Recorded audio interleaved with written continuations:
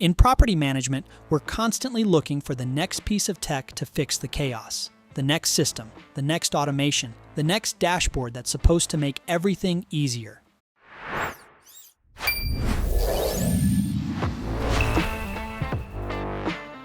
Welcome to the Property Management Framebreakers podcast.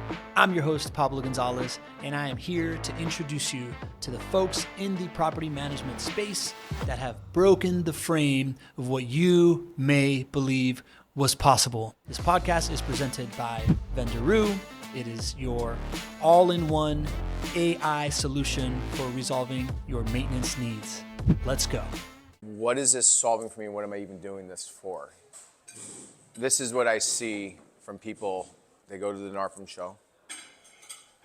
Suddenly they have FOMO and panic that they're missing out on what everybody else is doing.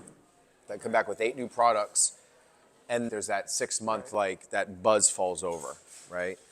I see that people have a little bit of a gap of they're really not understanding of what their team is going to look like after that product comes in. So all you're doing is layering something that's over an existing platform, and you really didn't make any changes, so then the value of what you brought in starts diminishing really quickly, okay? And what people do is then they tend to go back to what they know best, and then you find yourself in that same rut that's happening over. And then you're paying for technology and not getting any of the efficiencies, right? You really need to make sure when you sign up with a vendor, you're not just looking at the cost, but does it solve an operational constraint you have? Will it help you run your business more efficient? That's a hard decision to make, right? Because you're affecting humans' lives, right? But at the end of the day, you also have an obligation to do what's best for your business to try to make it successful. This is how you're thinking about technological adoption, this idea of keeping up with the context shift, right? If the great generational wealth transfer is happening, now we got to serve millennials. No. You got to keep up with the times as far as their expectations. There's about to be a massive shift and change in ownership in real estate that's coming along. The next, level of owners that are coming in are going to be expecting instant insights and demands because they grew up in an instant gratification environment. They can DoorDash a $27 Slurpee at 3 in the morning, but when they're asking for you about a work order update, it's taking 72 hours. I used to say, if somebody reaches out, reach out back, get back to them within one business day. And that was reasonable for everyone. But now it's, with the next generation, it's going to be, they need to hear back something within an hour or two, right? Yeah. But they need to get something right away. Right away. They want it right away, or they just move on to the next one. So now the new standard, so I always like to come back to what the new standard is, okay? 2 years ago, it used to be revolutionary, okay? Now the new standard is your resident should have a qualified maintenance expert, agentic AI, not a chatbot, not a form-based maintenance expert, contact them within 15 seconds, okay? A human-like conversation is now the new standard is 15 seconds from a day, okay? And the person across the street is now at 15 seconds. That's how you have to think about, that's the standard that people are getting used to now. And again, not if, is this broke, if yes, if we're talking about, hey, this is Terry from your property management company, your maintenance department, see that you're having this issue. I noticed that it came in 2 months ago, or you experienced the same issue, and the person's just talking like a human, That's what's happening on that part. So just to give context to where we're at in today's market. It used to be that we were way ahead of the game and we're top operators because we had the ability for tenants to just submit a request online and you get to it the next business day, or if you logged on the weekend, you could look at it. But like you said, it's got to happen right away. And so tenants now, tenants submitting work orders in portals, that's old, right? So, now they want to text in. Lisa, when they text or they make a phone call, she's actually the one that creates the work order for the resident. That's the level of that 5-star door service, right?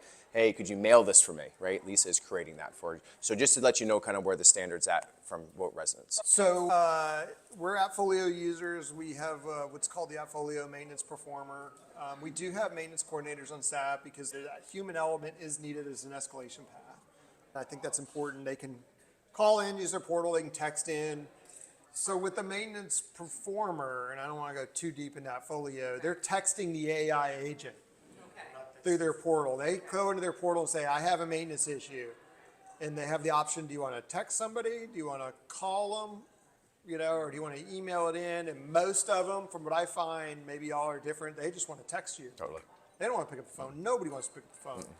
And so they're texting that AI agent who's asking them clarifying questions, gathering pictures, giving them some amount of troubleshooting depending on the issue, and eventually, if needed, submitting the maintenance request that gets auto-triaged based on logic that's said and assigned to certain vendors.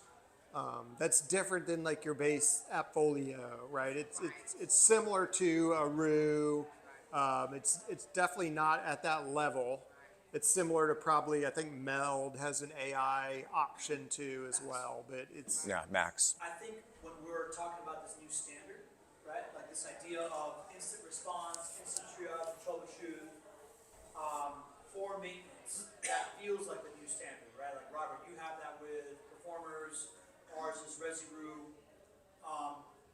David, you speak really well about the idea of kind of like where that stuff starts and ends. Like we see that as like the low-hanging fruit. Do you want to kind of like talk about how that versus an entire maintenance kind of workflow, the difference between those things? As an operator, I was awake for 48 hours with an engineer that was like dying on the floor coding. And like we solved the first agentic AI in the space, and it was talking and answering questions like me, right? That was cool 2 years ago. Now, the safest entry and the frontline entry into the space that everyone is at is voice intake and agentic AI, not form-based AI. There's a big difference there that you need to understand, okay? If then, yes, no forms are constricted to the knowledge, agentic is talking to you, your brain, you, okay?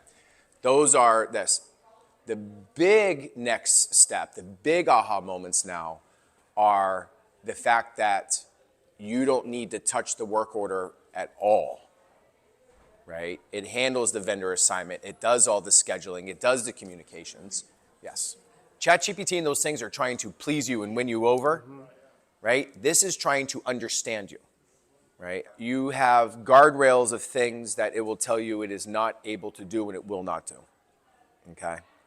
Also, the context that it's always going to come back and ask you from is not a context of trying to please you, it's trying to understand you. That's the big thing. So if maintenance does not exist inside of your PMS system, okay, maintenance is actually conducted in all the text message and emails and phone calls that are happening outside of your PMS system, okay? You as an operator, when you are introducing a all-encompassing service that ROO does, if you're going over to your maintenance coordinator and you're saying, why are you still contexting residents outside of the system that we are paying for? Because when you're communicating with a resident on your text message, you're hanging out there, I no longer having the ability to see resident sentiment, I can't see workflows, I can't see anything. You didn't do change management. This is back to adoption. You didn't do change management. If your residents are, if they're emailing residents, so if your team member got a text message random from a resident, it would say to ROO, hey ROO, do me a favor, message this resident, tell them this is the 6 things I want to do, follow up with them within 3 days and do this, and then bring them back into that system because you want ROO to own that, right? So that's a staffing thing. Right now, the average operator is at 82% touchless work orders, okay? So if you have 100 work orders, let's just say you have 100 open work orders, that means that you're going to have 12 touch points, and that cycle of a life cycle of a work order is about 4 to 7 days. So in that 4 to 7 days, your maintenance coordinator will have 12 decisions that they need to make. The average maintenance coordinator is capable of making 65 intelligent decisions a day. What are you going to do now with all those other touch points? That's when we start moving to tenant sentiment, vendor performance, human interactions, calling people in real time. Their skill set moved from task management to human engagement. We know that a human can do so many tasks a day. If these tasks have been reduced by 85%, what am I asking them to look at?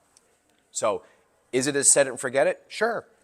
I could give you policies, workflows, you can give me your vendors, and I could have you set up in 48 hours, and basically it would be running 85%, no big deal.